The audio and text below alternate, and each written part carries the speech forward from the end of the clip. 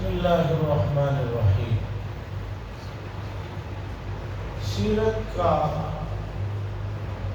یہ حصہ جس میں پہلی وحی نازل ہوئی، یہاں بات آ کر رکی تھی۔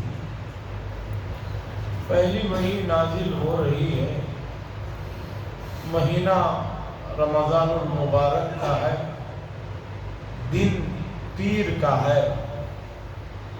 البتہ تاریخ میں اختلاف ہے کہ کون سی تاریخ تھی۔ حضرت جبریل علیہ السلام آتے ہیں اور آ کر کہتے ہیں اقرأ بسم ربک الذی خلق خلق الانسان من علق۔ رسول اللہ صلی اللہ علیہ وسلم فرماتے ہیں ما انا بقارئ۔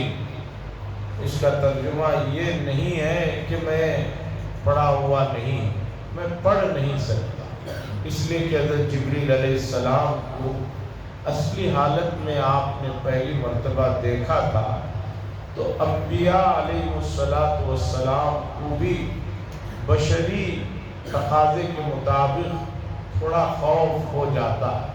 جیسے موسیٰ علیہ السلام نے اپنا عصا زمین پر ڈالا تو وہ اژدہا بن کر جا رہا تھا تو وہ خود خوف کھا گئے۔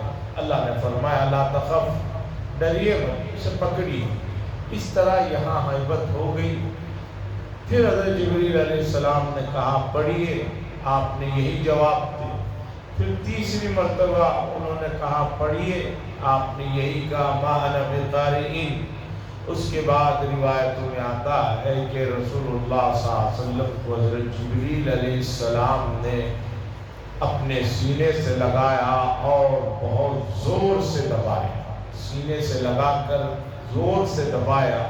اس کے بعد کہا اقرأ بسم ربک الذی خلق، پڑھیے۔ تو رسول اللہ صلی اللہ علیہ وسلم پڑھتے چلے گئے۔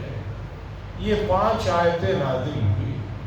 محدثین خاص طور پر صوفیاء نے یہاں جو حضرت جبریل علیہ السلام نے سینے سے لگا کر دبایا تھا، اس کے بارے میں لکھتے ہیں کہ یہ نسبت کو منتقل کرنے کا طریقہ، ملکوتی جو حضرت جبریل علیہ السلام کی نسبت تھی اسے آپ نے سینے سے لگایا اور دبایا، جس سے یہ صفات منتقل ہوتے۔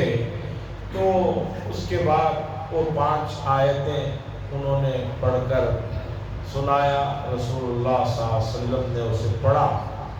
اس کے بعد رسول اللہ صلی اللہ علیہ وسلم وہاں سے فوراً گھر چلے آئے۔ گھر آئے تو آپ کا سینہ بہت تیزی سے دھڑک رہا تھا، آپ پر تھوڑی سی گھبراہٹ تھی، پسینہ آ رہا تھا، اور آ کر آپ نے حضرت خدیجہ رضی اللہ تعالیٰ عنہا سے فرمایا زملونی زملونی، مجھے چادر اڑاؤ، مجھے چادر اڑاؤ۔ تو اس کے بعد حضرت خدیجہ رضی اللہ تعالیٰ عنہا نے پوچھا کہ کیا معاملہ؟ تو رسول اللہ صلی اللہ علیہ وسلم نے پورا معاملہ بتایا کہ اس طرح ایک فرشتے میں آئے اور یہ واقعہ پیش آیا۔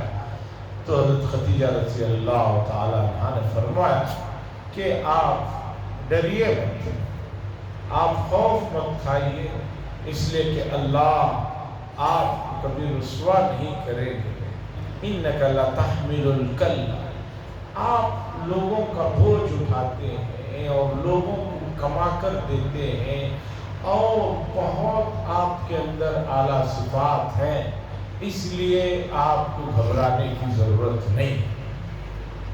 اس کے بعد حضرت خدیجہ رضی اللہ تعالیٰ عنہا کے چچا زاد بھائی جن کا تذکرہ میں نے پہلے بھی کیا، ورقہ بن نوفل، یہ ایک صاحب تھے جو سریانی زبان جانتے تھے، جو توریت اور انجیل کے علوم کو جانتے تھے۔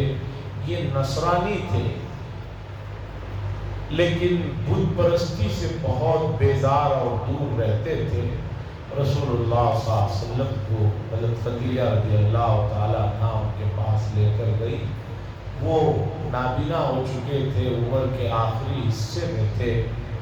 انہوں نے پوری بات سنی، سننے کے بعد رسول اللہ صلی اللہ علیہ وسلم نے فرمایا گھبرائیے مت، یہ وہی چیز ہے جو حضرت عیسیٰ اور حضرت موسیٰ علیہ السلام کے پاس آئی، یعنی آپ کو نبی بنایا جا رہا ہے۔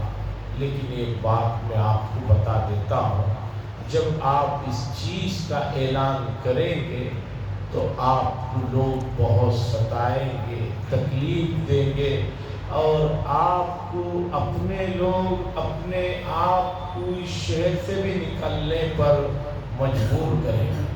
تو رسول اللہ صلی اللہ علیہ وسلم نے فرمایا میرے لوگ مجھے اس شہر سے نکالیں گے؟ انہوں نے کہا ایسا ہوگا، اس لیے کہ ہر نبی کو ہجرت کرنی پڑی ہے، قوم نے ستایا ہے، آپ کے ساتھ بھی ہوگا، آپ ہمت مت ہاریے، اگر میں زندہ رہا اور میرے پاس طاقت رہی تو میں آپ کا بہت ساتھ دوں گا۔ تو یہ پہلی وحی اور اس کے بعد کے کچھ واقعات ہیں۔ اب اس پہلی وحی میں جو آیتیں ہیں، اس میں جو مضمون ہے، انشاءاللہ یہ نشستوں سے سمجھیں گے۔